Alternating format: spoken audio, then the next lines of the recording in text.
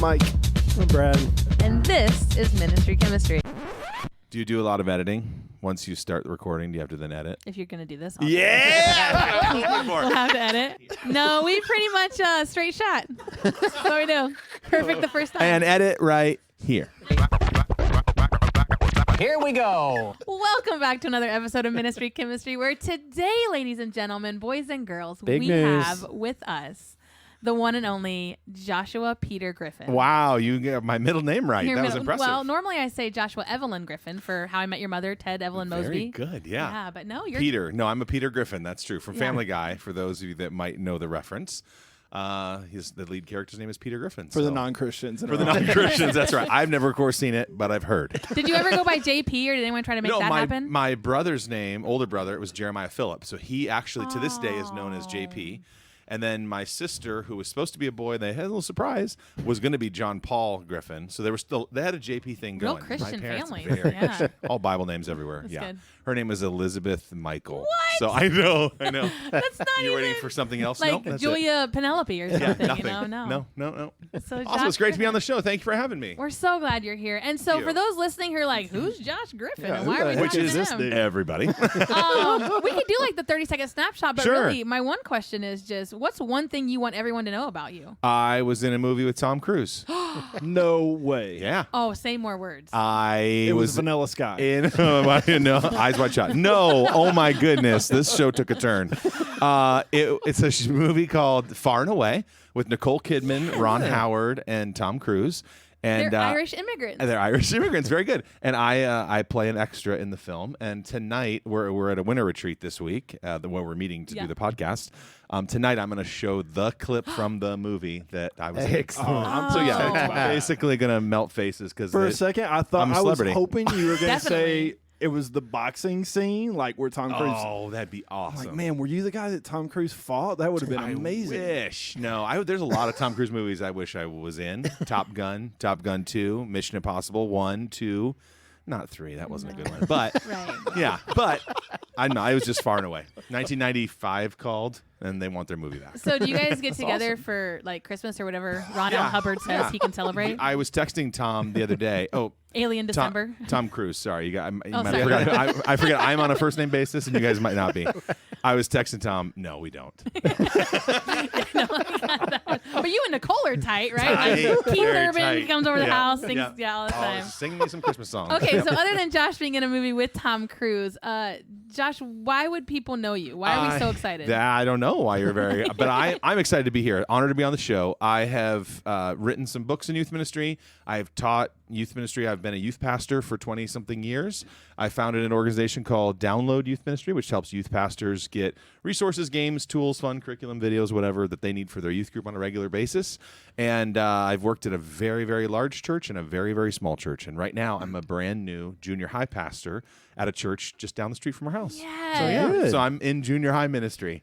That's So awesome. I know Back in the nothing thick. at this point. So yeah, in the thick of exciting. it. Yeah. So I've served at 3 churches in 25 years and get to travel and speak a little bit too, which is what brings me to Ohio as well. So So glad to have you. Thank you. Now, on the non-work side, Yeah. I hear you have another kiddo coming along. whoa, what? Who tells you these I things? know. I learned so many. Yeah. I do my research. I do And you not have have one. another kiddo, and I'm done. We're done. Oh, yeah. Okay. We have 4, and 4 is plenty. For those of you that are out there considering having 4 kids, pray about it a little more. No, I'm kidding. I love 4. 4 is the best. So we want to push one of your questions Oh, wow. back on you because I've heard you interview people before, and it's always wow. entertaining. This is like a so hijacking you it. showed a picture of 4 kids, and then you've got like an extra tag along. Yeah, yeah. Right.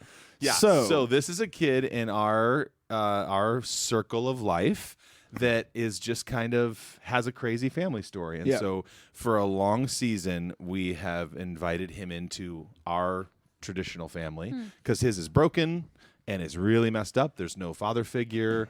I actually don't even know if the kid knows who his dad is, to be totally honest. Mom has been in and out of some institutions, lives with grandma, has a profoundly disabled twin brother. They just has a crazy story. And so we have, and we haven't adopted as nothing official. He has a family, but we have brought him into our family more closely than most. So yeah. So what are the ages of your kids? So age is about to turn 18, 16, 15, I think, and 13. They change every year. It's Sure, very, yeah, very it's difficult to keep track. I have 4 of them. They're all teenagers, so I basically have a youth group in my house, too.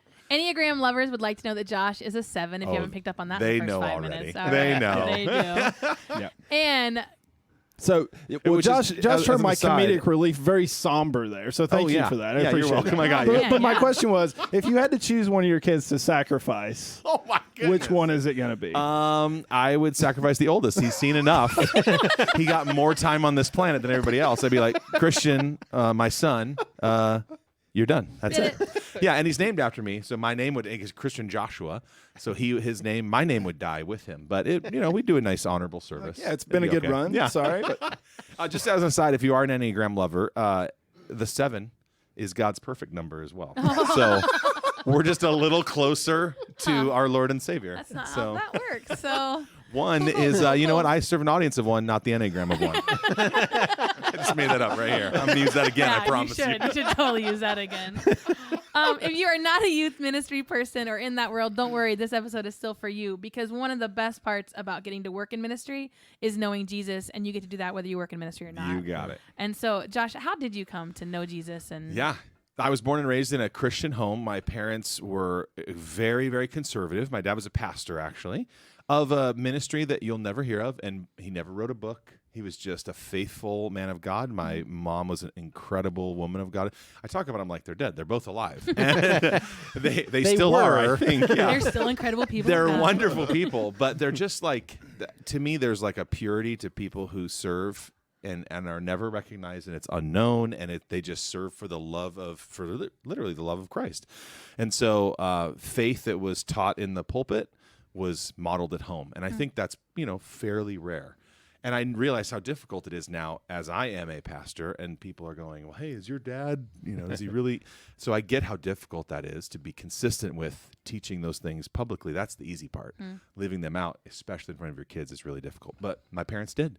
So they led me to Jesus. And so I was a young man and heard the plan of salvation, the gospel of Jesus Christ, and gladly accepted it. I didn't have a period of I don't know, I trusted Christ, and I didn't have this period of doubt or questions. I think honestly it was a little bit of a different time back then. We're talking about the 80s, so a long time ago. If you're Did you have a flock of seagulls hairstyle too and everything? Yeah. Oh yeah, I parted my hair down the middle. Yes. Had it feathered on the sides. I was rocking it. I was rocking The 90s were a good time too. MC Hammer, parachute pants, the whole bit. Anyhow, I didn't have a big period of doubt, and God has been very good to us. We've been very blessed. And I'm very, very thankful to have learned and found out who Jesus was and having him in my life from an early age. I see teenagers today, and I've worked with them for 20 plus years, right? And so I see so many teenagers that don't do that, and they mess up their life, and then they have consequences for the rest of their life. And I feel like I was very blessed to have a relationship with Christ very early in life. It saved me from a lot of the ghosts and pain and regrets that a lot of people experience. So I've kind of made that my life mission to go, I want to help teenagers know who Jesus is and walk with him today and make the choices that honor Christ today so they can have, if God is the one who gave life to us and created us and formed us and all that, if that's true, he would know how we should live our lives. And so I don't have it all together. I'm not perfect, and I've messed up, and I have things in my past that are in my past, but I think I can point students towards walking with Jesus it's not the only way. There are options, but it's the best way. And so that's what I'm giving my life to. I've given my life to raising my 4 teenagers and serving teenagers in any way that I can by helping their leaders or being a pastor in a church. So, yeah. What would you say are some of the most life-giving pieces of either ministry or just your walk? What helps you feel the most alive in Christ? Yeah, great question. It's people for me. So what fuels me is being around community, friends, family, new friends like yourselves around the table today, where we instantly have a rapport, we have a language, we have a history, we have the commonality of our faith, but also the deep value of community. We don't know each other very well, but we instantly walk into a room and go, "Oh, it's good to be with My people who people." love." Yes, exactly. Yeah, that's a great So, point. and maybe that lends itself to my personality as well. Like a 7, I think is typically fueled by people as well. But You don't say. yeah, I guess they like to talk. They're the center of attention. Do you guys need microphones? Because No. I've got it. No, you don't. You don't need. No, yeah, mine. we're You're good. fine. But I think like I grew up with they were called potlucks, which is kind of an old school thing. But like everyone brings a dish to pass at Yeah. church in the basement, and there would be like au gratin potatoes and ham and You're in Ohio, casseroles. man. Okay, good. We're good. Yeah, we okay, do. good. The Thank choir. you. We do that. Good. In California, they're like, "What's a potluck?" Like, that doesn't make They sense. have Sushi they have and new make it stores for last? that. Exactly. Yeah. We're like 5 minutes from Amish country here. Okay, so- good. Well, hey, wait a minute. We should go Oh get yeah, some Grandpa's Cheese Barn's right up the road. If anyone lives in Ohio, cheese bar. oh yeah. I am in. My favorite thing is cheese and more cheese. So that's great. Oh, I thought you were going to say grandpa. I know. Grandpas and cheeses, really. It's got to be pretty good if he has a store. I'd like to meet the guy. Anyhow, all that to say, the potluck, the gathered around the table, my family was big around the dinner table, so we ate together often, and so I brought that family value into our home as well. And it's been more challenging than I had anticipated because kids are running every different which way, and so are adults, and our culture is running fast. But there's something special about the dinner table, the church fellowship table, the Lord's table, like all of it. Like that community aspect is deepened my walk incredibly. I got to see how people followed Jesus and how people followed him differently. And then I also got to see the consequences when you don't follow Jesus, because in a community there people fall and stumble and trip up, and so I think you get to learn a lot from what people did do and what did do right and what they didn't do right too. So in any vocation, you've got names known because those leaders have somehow stepped up in a way that their work becomes known, their resources become very versatile and applicable in the settings. So for you, you're known. You are known throughout this country in the youth ministry world. And so I'm curious, what's one of the most frustrating assumptions that you come across that people say, Oh, wow. well, Josh must fill in the blank? Oh, that's a really good question. I will answer that sideways, and then we'll see where it goes. Great, okay. I am the same person on stage that I am off the stage, the same person with my family that I am when I'm not with my family. Like, I'm just consistent. I have one speed, and that's on, and and that's and it's so kids like, it must be so great, having your dad, this guy be your dad, and my kids are like, well, I don't know, he's kind of hot, kind of a diva. I'm not gonna lie. So one of the things that I try to do is just be consistent. Like, one of the things that kills me is when people have this like persona or stage person or whatever, and then it's kind of like when you take a selfie and you're smiling, and then as soon as you're done taking the It's picture, like- your face goes back to like your old way. And you're like, oh, it's an act. You're putting on an act for the picture. And then as soon as the camera's done, then you go back to this scowl. And that is not how I live. I try my very, very best for people when I walk off stage to be the same gregarious, fun, Jesus-loving, but caring and compassionate. And like, I think I don't know exactly what people think when they meet me. I hope that's positive, because all I have is this. So that's, Well, did it have to be a conscious decision at some point? yeah, Like, did you maybe. meet other people who were inconsistent Yeah, in their stage Yeah. presentation and otherwise? yeah, absolutely. He People met that some were, ones. yeah, I met some ones. They were Not pick on Renee Day. real discouraging. No, but I've you ever heard the phrase or this like, the closer you get to people, the less like celebrity, and like sometimes you're disappointed. Like, you're like, oh, I met them one time, and you're like, and I was bummed. And I want people to go, oh, I met Josh. He's the most accessible, fun, down to earth. Like, he's a good listener. He has great I want them to like be happier and be better than. Sure. And celebrity is a weird thing. Oh, and yeah. all of that. Like, it's goofy. I think if I'm a celebrity, it's to this tiniest little subculture of all of the world. Well, and that's why I But said it is a thing that I'm very aware Like of. 5,000 geeked out youth ministers. Right. basically. You're known. I didn't want to say celebrity. You're Yeah. known, though, and there's Yeah. something to being known Yeah. and having almost an expectation placed upon you didn't ask for. Yeah, but I welcome it. Like, if you met me, if I didn't know we were hanging out and you just bumped into me at Starbucks near my house, I would be the same person that I would be if I'm on Sure. at a youth convention, because I just have the one thing. I just think there's too much double-faced, like, acting in all professions, in all careers, in all the platform is weird, and I don't want it to be weird. Sadly, that's the case in the church too. Yeah, it is. I was gonna say what you're doing, how you're living, how you are in all settings is how we're all supposed to be. Yeah, I think what so. you see is what you get, right? That's what I'm trying to be, and I do Yeah. think it's a conscious decision, but it's not like okay, now I need to keep my act up. It is, no, this is who I want to be. This is how I want to live. Like, let's go hang out and let's eat a meal together and let's have fun and laugh, and because that's the life that I want to lead now and leave behind. Yeah, and you can you'll experience this when you're with Josh, right? Like there are certain things about Jesus. You don't know how it's going to be expressed, what it's going to look like, but you will experience this right, exactly. when you hang with Jesus. So today there's we're recording on a Sunday in the middle of football season, and there's a Packer game on, and I Sorry, tweeted Josh. don't remind me. I tweeted. I'm a I Bears wrote, fan. Suck it. the game. No compassion here. I tweeted. I said the game starts at 6:40, and I go on to teach at this winter retreat at 7 p.m.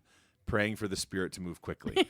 So the idea is, I really feel that way. Yeah. Oh, yeah. But it's a joke, and I obviously care deeply about these kids, and I wouldn't shortchange the message, or of course not. Right.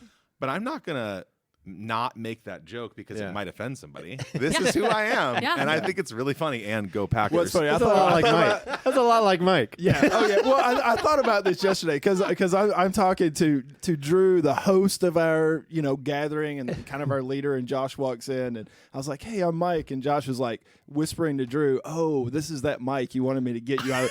I mean, I bet him like all of 3 seconds, and I'm cracking up at that because I can sense this. I do this a lot. Stick my foot directly in my mouth. Oh, I yeah. eat shoe a lot, and when the couple of times I've been around you, I'm like, I bet Josh eats his shoe a lot. Oh yeah, anybody who talks, like a 7 in particular, but Yep. anybody who communicates for a living, is visible, tweets, social media, speaks, whatever. And now that things are recorded, All the that's time. even Everything's more coming dangerous. back. Yeah. So it's something that I say here today, hopefully won't come back to bite me later. But I eat a lot of shoe too. So I'm curious, to a follow up to Renee, like, where you are now in the youth ministry world in general, do you find it harder to find people that you can let down your guard around? Not that you're being unreal, but obviously you can't just vent everything to everyone. Yeah. You got to have trusted people.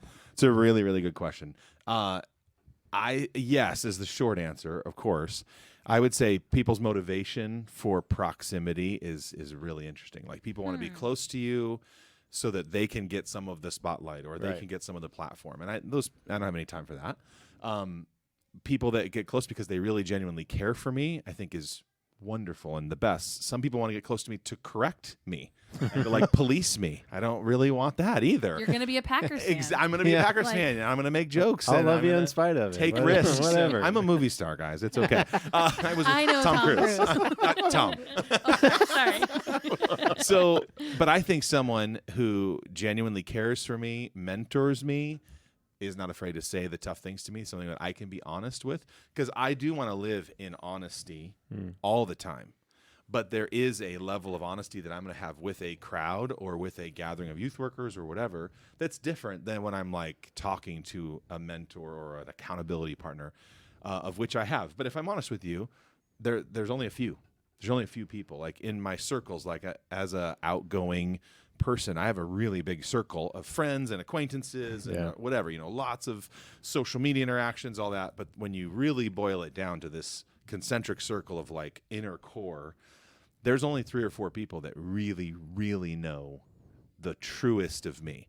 But I think the problem is when a lot of people visible or in leadership or whatever, they don't have anyone in that inner core. And that's when they get into trouble. That's right. You always hear of the scandals and the celebrities and the, whatever, comedians who fall down, especially people that travel and have their core is a little looser because you're not around as often. You just got to have people that know you from the inside out. And so I love that phrase, motivation to proximity. And what is your motivation behind that? So you work with, just as we do, these up and coming generations, up and coming to adulthood, but they still exist and they still have lives and they still have to make choices. Yeah. And they are characterized as loners or as withdrawn and as isolationists, not maybe because they want to be, but because environment or culture is just allowing them or giving invitation more to that than another. So how do you teach, hey, have a big circle, you must have a small circle, and you're not going to want any circle sometimes? Yeah, that's really good. It's interesting now with 4 kids because I have like my own youth ministry laboratory, my own spiritual. In your house? Yeah, in my house. Hey guys, come here. I got an Come here. example. I got an Let's see idea. Does this illustration Does it work? stick? But like I get to see faith formation from the teenage years really, really close. Like I thought I knew a lot about the circles and friendship and accountability because I always taught it as a youth pastor. And now I'm like, oh, I want someone else saying the same things that I'm saying, but to my daughter because she is surrounded and connected and lonely. My son, my youngest son, he's a wonderful kid.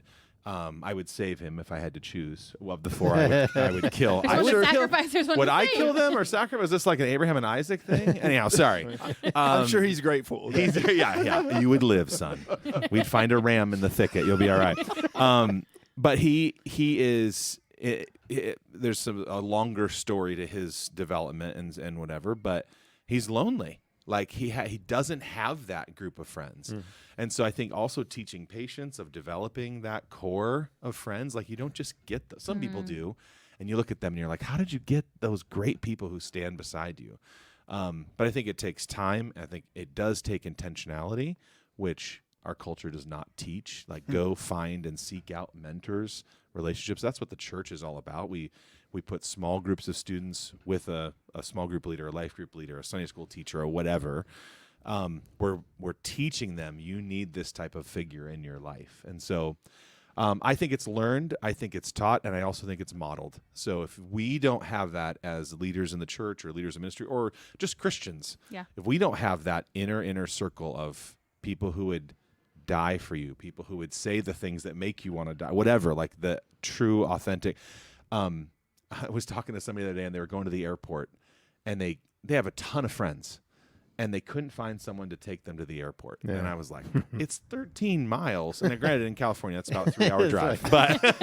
But I that's the culture we live in. You can have thousands of friends on Instagram. Yeah. You can be a real popular, but a true friend is someone who will take you to the airport. You can't even find that person, much less someone who will ask you about the corners of your heart that are unrevealed typically. So this must happen. Well, and I was going to say, what do you think hinders that, to ask the corners of the heart question? Is it they don't know how? You're not in a relationship that deeply? Is it a...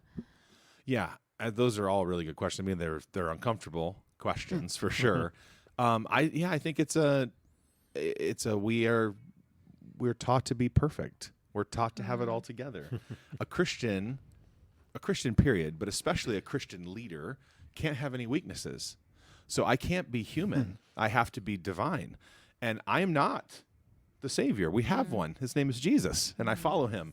He was perfect. He didn't need anyone. Well, actually, he still had close friends, which is interesting. But I need those people. I am not the Savior. I'm not the Messiah. I follow him. And so our culture says it's all about you. You're the greatest. The attention is on you. And then it also pushes us to be perfect.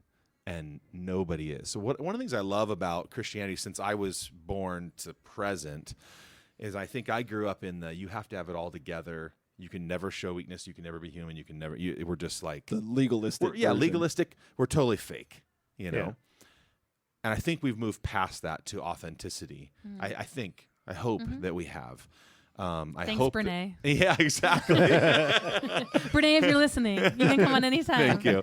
I think we moved past the legalistic. There's still plenty of shadows of it. To where we're modeling for our students, the way we communicate to our teenagers, the way I live my life in front of my kids, like to sit them down and say, Dad isn't perfect. Here's a mistake that I made. A recent example would be we had Dad was wrong, which doesn't happen very often, but every once in a while it does. And Dad had to apologize. So I went to my second-born son, Austin, who I would also choose to live. And I went to Austin and said, yeah, dude, I didn't react well to that. Like it triggered me for some reason. There was something, and I just needed to know that I'm sorry for how I treated you there. Intentionally apologize to him publicly in front of a couple of their kids who happened to be around because I wanted them to know that their dad sometimes isn't doesn't have it all together. That's good stuff. So I think if we model that as Christians, our teenagers will respond to that. I think it's a very attractive culture. Oh, it's so human, refreshing. yeah, Especially human. if you're a kid coming from a home where an adult apology doesn't exist. Yeah, exactly. When Which it is might most need to, Yeah. right? Yeah. You brought up a good point, and it's something that I was thinking about. So I think sevens tend to be more transparent, Yeah, but with the spotlight comes the magnifying glass. totally. So you feel like you've had to kind of pull back on transparency a little bit Yeah. from where you're at. I mean, I feel like I did being at just a volunteer youth pastor at a small church. It's like, okay, I'm going to have to pull back on the, hey, I used to be a junkie, you know, as I was in college, Yeah. you know, maybe that's not good stuff to tell teenagers all the time. Yeah, you gotta know when to share, how much to share. You Yeah. have to, it's these kids are not your personal, therapist group. You're there to help them. Your small group. Right. You need to have your own. You get small what group. you pay for. You need to have your own whatever. Get counseling if you need it. But I do think you being honest of like, hey, I chose the world's way. Yeah. Like even last night. So I gave a talk at Winter Retreat last night, and it's new, and I didn't think I had enough of like my illustrations of failures in that, and so. If I get to teach that talk again, it's just a classic like God's way, world's way message. I think I will include, because I pushed really hard on the God's way, and I think that was really clear. And I alluded to the world's way, but I think a little more authenticity, if I get to teach that again, will help it be more effective. Because I think people are like, all right, so you chose God's way, good for you, rather than But your way hasn't been like my way. right. So If you don't understand me, must then have been an easy choice. Yeah. But on the flip side of that, when I was growing up, all I heard from ministers was, I used to be an alcoholic. Yeah. The old me is dead. Now Christ Yeah. lives. So you got to party and have sex and drink all you wanted, and I don't Right. get to. Yeah, 'Cause I'm a good I already kid. believe in Jesus. Right. Yeah. There is This a, sucks. Wish I'd found him when I was 20. right. Right. I think there is a like, I get the transparency of that. There's a dangerous side of that. Oh, I And kids agree. like, well, you came through that, so why wouldn't you turned out I? all right. Yeah. But there's also like, I think it's good to see someone like you who we can celebrate those kids who've been born into the church, and it's like, you know what, you can just continue on with this. I don't feel like that gets highlighted enough, and you did a good job of that last Well, night. when I teach about like sex and purity and relationships, I was a virgin until I was married, and so the first time I had sex was on my wedding night, and that is a perspective that's really wonderful and awesome and good. And I think it's important that gets celebrated too, as well as the God restores and he can make something beautiful out of our mistakes and past, whatever. But I think I used to be a little bit embarrassed by my like kind of, I've followed Jesus my life. And now I realize there's so many kids in the church that they became a follower of Jesus or a Christian at like 8 or whatever. And they haven't gone off that path. So I think it can be very encouraging to them as well. So then thank you for saying that. Yeah. Nice. You're like a unicorn. Basically, yeah. Yeah. A slightly chubby. And on that note, no, one of the Unicorn. ways that, we love how you follow Jesus and you do it in such a grace-filled way publicly, at least as far as we can tell. We don't know you. Yeah, know you're in you, the circle, but you're not into. No, we're not. I'm not sure about them. I like No, you. I'm not thanks. sure about these. It's a big Appreciate that. circle, though. Yeah, Josh, you it's can a come big circle. back. There you go. Mike, Thank your you. verdict's still out. Thank But so, It feels like an intervention. no, on I know, this. right? But one of the things that Do we you need love. a co-host for the show? Yeah, Because I'm kind of. happy to Every step week, in. right? Yeah. Really? Okay. No, Brad's here. He's good. Actually, Yeah, I'm Bringing really it in. great. Yeah. Great. Yeah. We're No, in. but one of the things we love is that you embrace fun. And you think that fun should be a part of the way that Totally. we express faith, Yep. follow Jesus. Tell people why. Yeah. We've got listeners who are like, no, but they need to know. Yeah. I get it. I totally get it. And again, leans into my personality. Fun is part of like my everyday life. Like literally, I ask is your day fun? If it's not fun, like I ask my kids, I don't ask them how was their day. I go, when did you laugh? Because that's what I want to know. Like what made you smile? Did your teacher goof up? Did you goof up? Because they're always like so serious and focused on school or whatever. So when did you laugh is my go-to question. But fun, here's the real simple answer. Fun is disarming. So a kid who walks into winter retreat this weekend, who maybe doesn't know Jesus or maybe casually follows or maybe is devoted, whatever, oftentimes they're going to walk into the room and they've heard the story of Shadrach, Meshach, and Abednego in the fiery furnace before. So then they kind of sit back in their chair and they lean back and they're just not sure if they're really going to go all in. And so I think fun is an invitation to participate. So fun is like hey, this is going to be a good time. Come with. Fun is also a connection point. So once we all laugh, we now have a connection point together. And fun is disarming. Fun is like those folded arms, like, okay, impress me, 45-year-old, my dad's age guy speaker up there. And then they're like, okay, all right, that was funny. Oh, you made a good joke, all right, or whatever. That's a funny story. Or this guy's an idiot, whatever. Whatever I watch it Family takes. Guy too. I'm in. Exactly. I Okay. know. I'm a Christian. Yeah, But right. that's my This go-to. from the guy. His source of fun last night was throwing up a picture of the Holly Weed sign. That was great. That was great. I heard the audible gasps in the room of some volunteers that were like, No, he didn't. I did. That was Two great. minutes I love into it. my first message, I made a weed joke, and I knew I was in trouble. Weed and It's like a Snoop Dogg. tomato. It's It's like naturally a grown. combo. It's fine. But I just Corn think to Ohio, weed to California. fun says, oh, you're on the outside. Come to the inside. Fun is, oh, let me invite you to participate in this. Fun says, not only are you invited to participate and you're welcome here, but this is for you and maybe for your heart even as well. And so I just think there's incredible power in, it doesn't have to, you don't have to be funny, but it's to be humorous or to add humor is easier than it's ever been between YouTube clips and Google images and your own life. We're all a little bit goofy and quirky and silly and fun. So bring in some of those old stories where you failed. I just think it makes an incredible connection to students. And in a more traditional sense, I think games are really fun too. So a screen game. Last week we did in our youth group, we did a game where you were blindfolded and you had to taste 3 things. It's called 3 Things on a Cracker. It's like the most easiest youth group game ever. And you put 3 things on a cracker, and then you blindfold a kid, and they have to eat it and guess the 3 things. Really funny, really easy, and the junior hires just thought it was the greatest game ever, right? But then we talked on Jesus and the blind man, and we made a connection to this fun game and element and hilariousness. One kid threw up. It was great. We had throw up at youth tonight. And we put that on the next cracker. But then we were able to say, You're in you were able to taste those things and blah blah blah blah blah. And here's the blind man. The first thing he sees when he's healed is Jesus. And some of you may be blind. Well, I once was blind, but now it's just a disarming, engaging. It's a powerful tool. I'm not saying it's an every week thing. I'm not saying it's an always thing. I can be very serious. I don't think a lot of sevens can be both, like fun and serious. I don't think a lot of youth pastors, just to be a little more broad, I don't think youth pastors do both well. They usually are, I'm the fun guy, or I'm the serious guy, or this gal's all, whatever. And I think there's room to be both. I think I know when to use fun now that I'm old. Like when I'm with parents, a little bit of fun goes a long ways. When you're with junior hires, a lot of fun goes a long ways. So I think I can balance differently than I ever have. But all I would say is it's a powerful tool for faith development, especially for teenagers. And don't ignore that. Don't always use it. Don't feel required to use it. But it's a powerful tool as you craft the discipleship house. That's a weird analogy. Just go with it. And you're such a relational guy.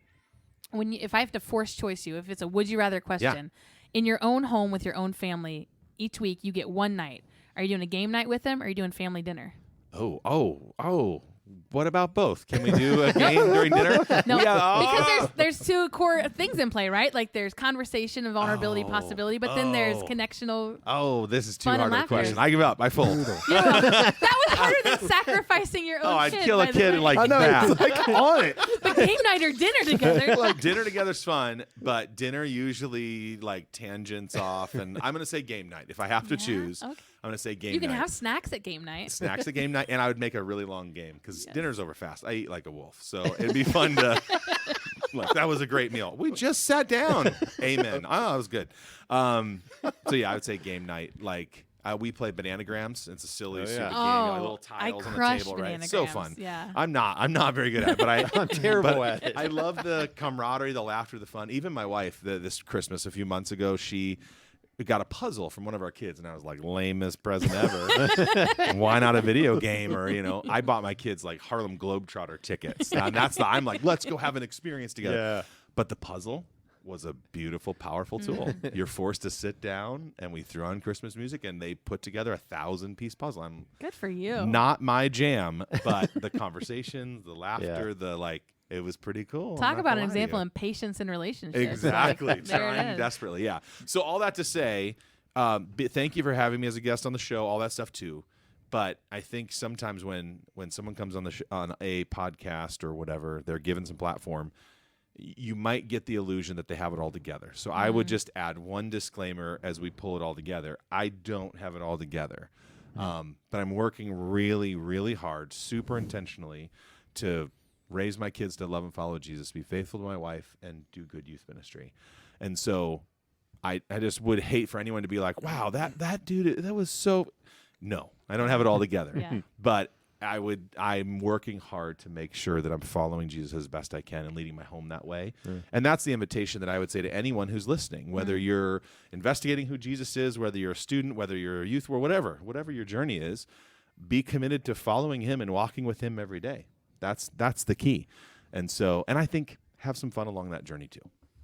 I appreciate that. This seems like a great time to wrap it up, but I actually have one more question. Do it. Yeah. Yeah. All right. 'Cause I And feel we're back. yeah, All right. well, We'll edit this into the end. You're and fine. So you can end right here, and we can. Yeah. But Bye, but everybody. I think we live in Ohio. That's not a secret to our listeners. No, I live in California. Yes, and that Surprise. is a secret. So hey, Yes. there's that. And that's what I think we would do a disservice if we didn't ask you. Yeah.